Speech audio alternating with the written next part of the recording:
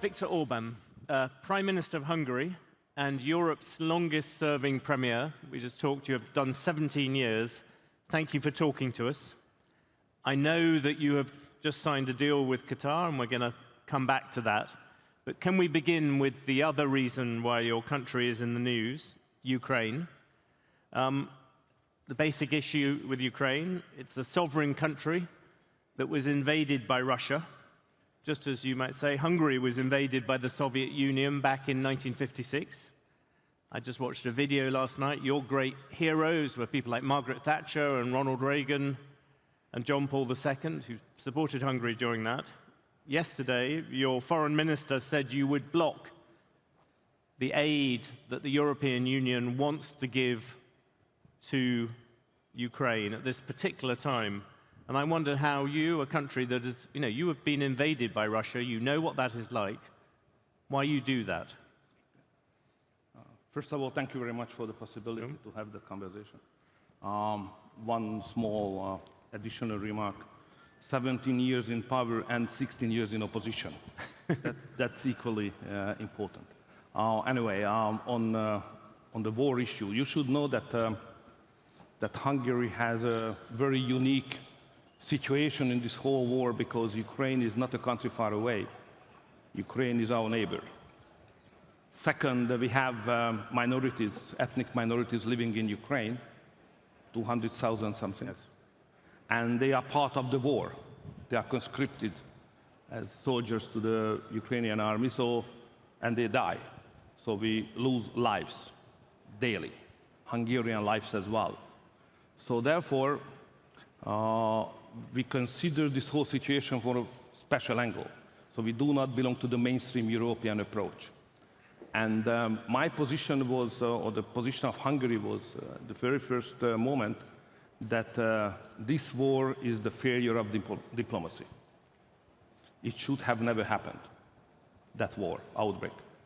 So looking what's going on the front line, for us, it's obvious that the battlefield solution does not work.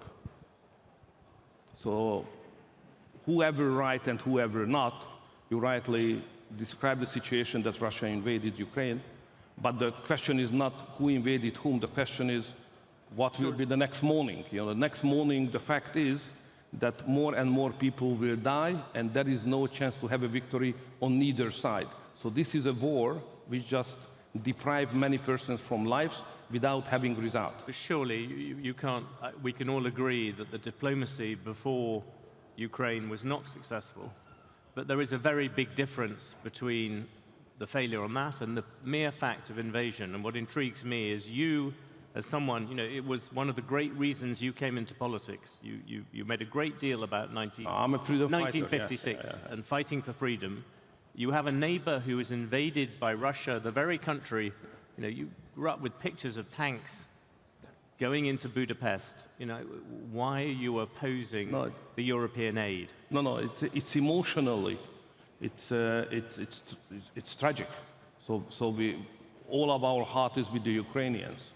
We understand how much they suffer, but I'm speaking here as a politician who should save lives. So the most important thing for the international political community is to save lives, especially when you are convinced, as I do, that there is no chance to win this war. So therefore, what we should do far more energy invest into to convince everybody that the only solution is ceasefire. And then after the ceasefire, peace talks should start. And then we could back to your point, yeah? But do you really think there is no chance of Ukraine winning? That's my point. They stand very little chance of winning without the aid which you are currently blocking. No, my position is that looking at the reality, looking at the figures, looking at the surroundings, looking at the fact that NATO is not ready to send troops, it's obvious that there is no victory for poor Ukrainians on the battlefield. That's my position. That was always my suggestion to everybody, that instead of to manage to have a stronger involvement into the war, escalation should be stopped, and we should argue in favor of peace and negotiation. It's interesting you say that. Don't forget the facts. Russia is 140 million people, Ukraine is 30. It's interesting you say that, though, because my understanding is your foreign minister has not launched it under the reason that Ukraine cannot win, but that it's a kind of question to do with whether one of the banks is delineated as being the Ukrainians are treating them badly, which seems rather petty compared with this big issue. No, it's not. It's a question of principle. So the foreign minister was right. So if, as a country like Ukraine, would like to get your financial support, which is inevitable for them, they can't put your companies on the blacklist. It's impossible to run at the same time. So if you need our money, please respect us and don't sanction our companies. That's so simple. You talked about NATO. I was intrigued in terms of where you see. Imagine there is a ceasefire. Imagine there is a beginning of a peace with Russia. You may have seen Henry Kissinger, someone who was previously rather skeptical about the idea of Ukraine as part of NATO, now thinks the idea of Ukraine as a buffer state, as something that sits in between the West and the East, has gone, and that therefore, as part of a peace settlement, Ukraine should come into NATO. Where do you stand on that? So that's an interesting speculation. It's good for intellectuals, by the way. But I'm a decision maker. So we should concentrate on, as doer, what should be done. And my point is that first we should have ceasefire. And then when we have the ceasefire, let's start about the new security architecture of the European continent. My point is that the only peace talk and peace agreements could close this whole conflict if it is between Russia and the United States. So what is at the stake? Of course, Ukraine is very important, but in longer term, strategically thinking, what is at the stake is the future security of Europe. And it's obvious that without United States, there is no security architecture for Europe. And now the war cannot be stopped only if the Russians can make an agreement with the United States. As a European, I'm not happy with that anyway, but this is the only way out. Just one other thing on NATO. You also have objected to Sweden, or you seem to be least keen on Sweden becoming part of NATO. I know that you might well say that's members of the parliament, but you are, as we established, a very successful politician. Why object to Sweden coming into NATO? Because the political relation between Sweden and Hungary is awfully wrong, and we have to improve first. We would not like to import conflicts into NATO first. So first, manage the disagreements between the two countries, and then we are ready to support them. On the principle basis, we are in favor of that anyway, and we like the Swedish guy, but I mean the Swedish people, but the political relation between the countries is rather nasty at this moment. Can we look at the European Union? The EU is currently refusing or delaying handing over, I think it's $30 billion worth of grants and loans to Hungary. You have protested about this, but I wonder, have you set a deadline for when the Europeans should give you what you see as your money? I know, but we should understand the character of the disagreement. It's not about the money. Okay. Money is important, but you know, Europe is strong, Hungary is strong, so we can manage our economies even without our own, based on our own resources. But we have to understand that there are two basic strategical issues we have disagreement with the mainstream of the European Union. The first is the discussion on de-risking or decoupling on one side and connectivity on the other side. And more European countries on the side of the de-risking or decoupling, and Hungary is strongly in favor of connection and connectivity. The other strategical difference is on war, because there is a war psyche in Europe. The mainstream and the majority think that they can win the war and there is a battlefield solution. Hungary disagree with that. So these are the main two strategical differences. And the whole involvement of financial issue and financing questions just the consequence of the two strategically different approaches. just struck me. Those are very big differences. You look back also at all your other difficulties with the European Union. From somebody who comes from Britain, it does feel a bit like the run-up to Brexit. Many of your heroes, Roger Scruton, we were talking about it earlier, your favorite teacher, backed Brexit. You feel like an inherent Brexiteer. Why does Hungary remain in the European Union, given your differences? No, it's very simple. The answer, 85% of our export is going to European Union market. We are not as strong and powerful and mighty as the British are in terms of security and financial, the Perhaps situation it's foolish, you know. Probably, but now it's not the program anyway.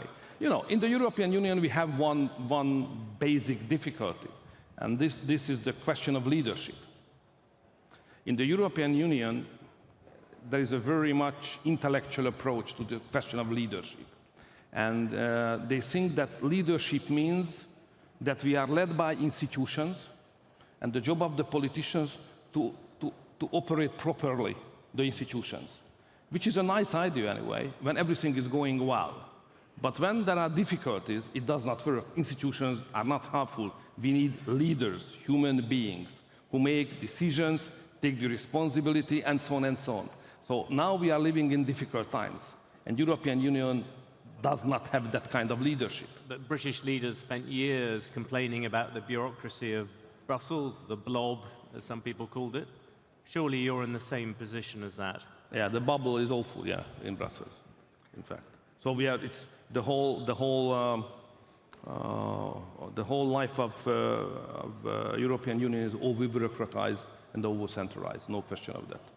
You mentioned decoupling, and I've seen you've done a number of deals with China, and I'm going to try and generalize for the audience.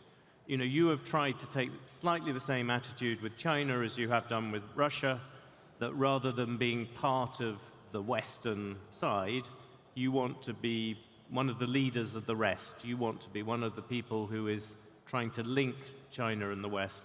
No, is that a reasonable way to look at it? No, we don't have that ambition. The reason is that connectivity is a good thing. We have 10 million people. The export is 80–85% of our GDP, so we are a very open country, and we need commercial and trade and political connections. So we believe connectivity. So China is a huge opportunity.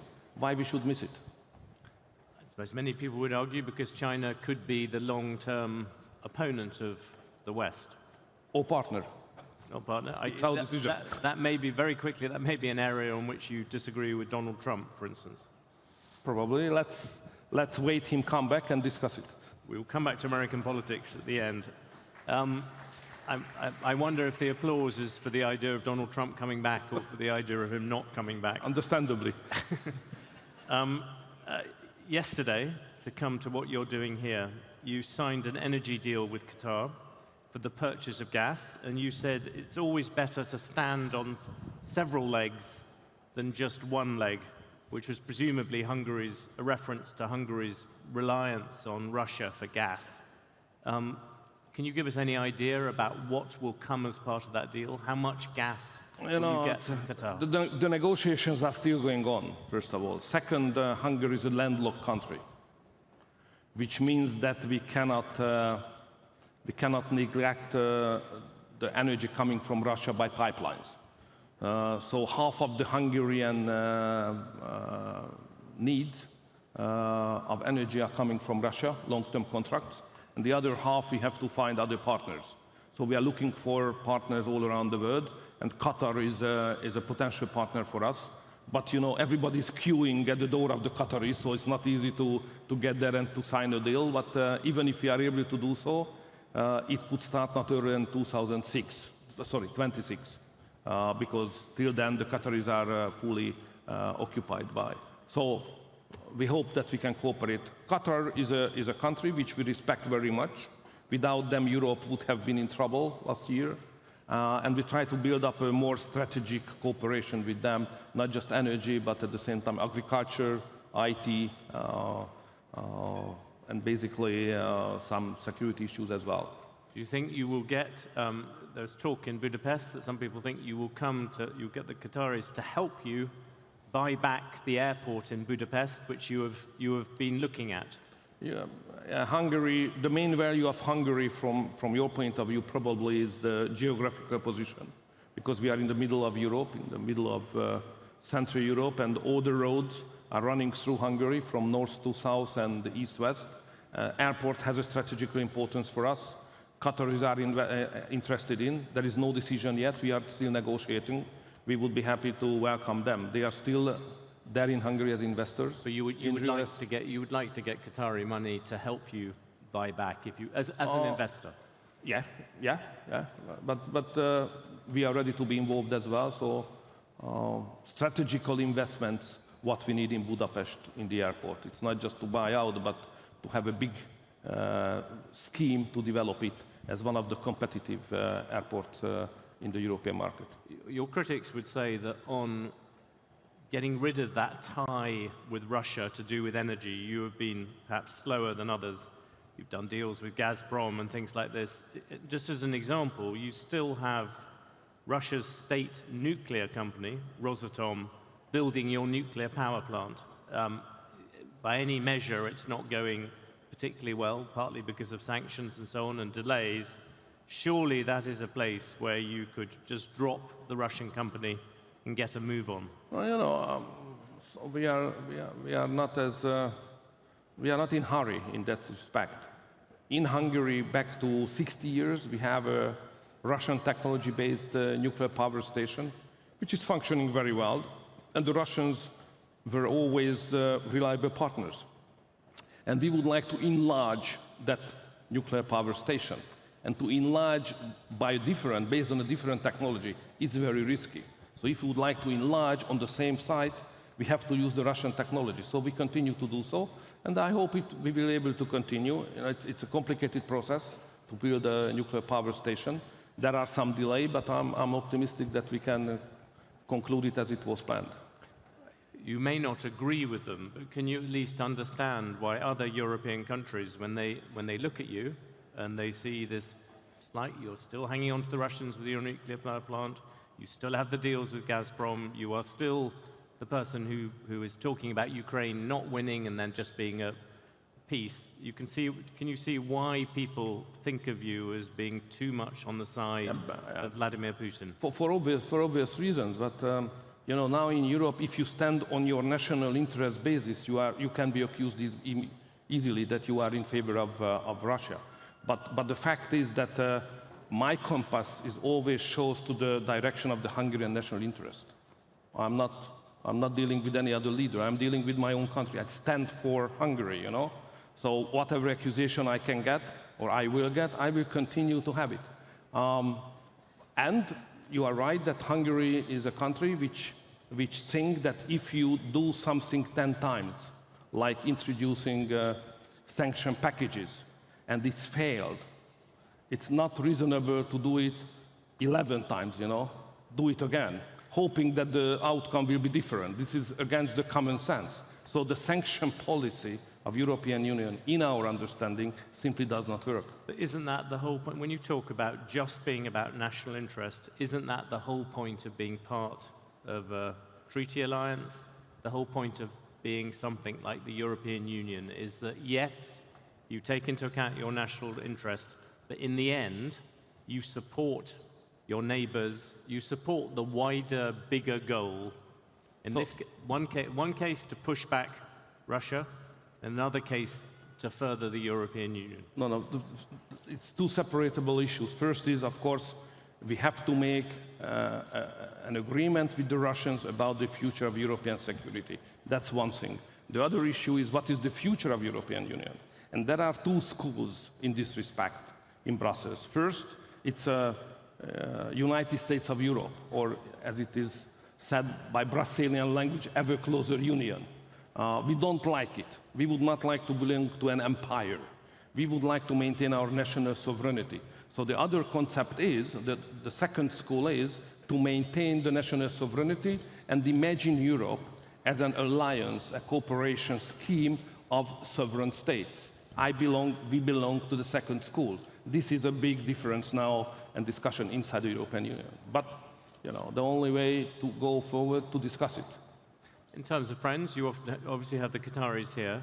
In terms of the Arab world generally, in some ways, many people, asking, some people are quite surprised you are here. You are someone who has taken, I'll be polite about it, a very robust attitude towards Muslims in Hungary. You have talked about Hungary being a Christian country. You don't want to have Islamic civilization invading Europe. So why are you here trying to get money from them? So no, it's not about money. What we are here is more political than economic anyway. But I think the main dilemma of the future is not whether it's Muslim or Christian. The main dilemmas for the future, like migration, gender propaganda, and the sovereignty of the state, it's normality or abnormality, as we say. And Christians and Muslims can cooperate to defend and preserve traditional values. God, nation, family, this is the most important thing. It's not Christian or Muslim. So that's the reason why we can cooperate even on basis of principle with Muslim countries. Erdogan, who I'm very much in favor of him, is a good friend of Hungary, good friend of the Hungarian government. Even we have a very clear-cut Christian identity of our government. So the religion is not a difficulty in cooperation between these countries. Your position is you're happy to meet Muslims here, you just don't want them coming to Hungary. No, that's about migration. So migration is a different issue.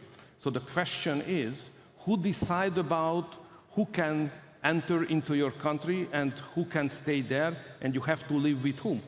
Who is the main authority to decide it? The national state or somebody else? And Hungary insists on that to make decision about who can come into our country and who we live with, it's our exclusive decision. It cannot be decision of Brussels or somebody else. So that's the question of migration. It's not a cultural issue, that's another dimension, which does not belong to Hungary because Hungary has a clear-cut, non-endangered Christian identity. So we are strong enough in our identity. I wondered in terms of we talked earlier about Donald Trump's name came up. You've generally been more friendly with him, if I can put it that way, than other European leaders. Do you think that he will win the next election? I hope so. But DeSantis, who you were also somewhat close to, well, there seemed to be something of a friendly relationship building. Yeah. He's also a very good leader, but I belong to the club of the veterans. And the veterans support each other. A veteran who's very much to the fore. Certainly, no one could describe Joe Biden as young. No. What is wrong with Joe Biden? No, it's not my job to criticize the head of the United States. It's not a good business idea anyway. But you would rather there was a different. You would rather there was a different leader of the United States. I would rather say that the American Democrats are far more ideologically led than the Republicans. And the Democrats always like to convince you and sometimes force you how to live, And I don't like it, We have our own culture. The culture defines how we live. Don't interfere, please. Don't educate us. Don't say what is good, what is bad, what is liberal. We don't like that. It's not your job. It's not the job of the Americans and any other nation. It's the Hungarian job. That's so simple. But Donald Trump understands it. That's important. But there is one very big difference, is that Donald Trump sees issues like China, particularly, in very black and white terms. He is the person who launched this, not the first person, but he's the person who certainly accelerated America's decoupling from China. Yeah. It is hard to imagine him not pushing that further. Isn't that the main area where you come into automatic conflict with the people on the right who otherwise you support? I can't call it conflict, but we have to be very calmly state that the interest of United States and interest of European Union and the European countries in relation to China are definitely different. So this is the starting point. So to harmonize our policy or to cooperate on this subject requires negotiations between the United States and the European Union. And even if the President of the United States will and would be Trump, we have to negotiate on that seriously. It's a complicated, difficult subject. But I think Europe should stand on its own interest in relation to China. And do you see any sign of a change in the European leadership towards people who would be more sympathetic to your point of view? At the moment, you are somewhat short of immediate allies in Europe, if I can put it that way, inside the European Union. Time can help. What about in terms Not of so many now, but time can help. In terms of time, yourself, you have served as your country's leader for a very long time. Do you have some internal date when you might move on? It will decide my wife. You know, so it's It's a democratic vote. a democratic vote at home. You know, that's the reason why basically we are here. You know, because I was first time elected as prime minister in '98. So I started to cooperate with the Qatari government anyway in '99, when the first time the Qatari foreign minister visited Hungary. So our relation to Qatar, okay, economy is important, but it's not exclusively economic. Money is important, but investment is important. But our cooperation is more political than economic one. Going back, you know, personal relationship counts, personal loyalty counts, leadership relationship counts. So that's the reason why we have that kind of privileged relationship between Qatar and Hungary back to 1990 when I met the Father Emir and that time foreign minister.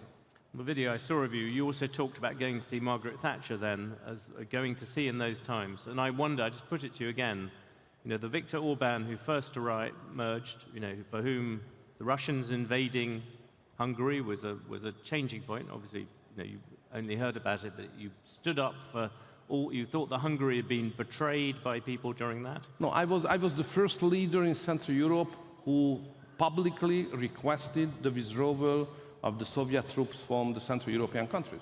It's true.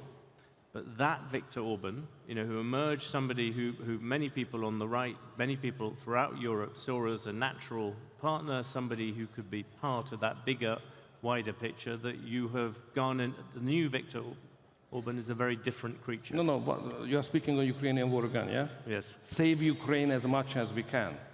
And the only good thing what we can do for the Ukrainian people to have ceasefire and peace and save lives. That's Viktor Orbán's position. Has your overall political philosophy changed? No, it's not about philosophy, it's about the war. Yes. And losing human lives daily. Stop it. Viktor Orbán, thank you very much for talking to us and talking to the